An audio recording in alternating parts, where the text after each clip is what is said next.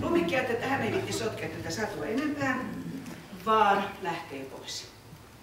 Mennessään hän käy puhaltamassa 3 pennen porsaa talon kumoon, vie ruman ankapoikasen kauneusleikkaukseen ja ostaa lentoliput Italiaan mennäkseen näyttää pitkään enää kenelle Italiassa.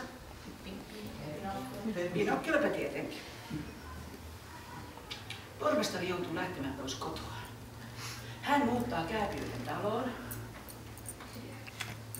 kasvattaa risuparran, suutelee prinsessa Ruususta, joka herää 100-vuotisesta unestaan, kasvattaa myös risuparran ja alkaa seukata pormestarin kanssa.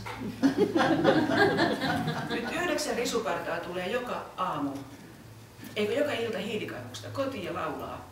Nyt käydään kohti himaa ja nenä täynnä limaa, me juodaan vahvaa simaa. Voi laari laaria. Ja tämä joukkue voittaa tällä laululla Eurovision laulukilpailun.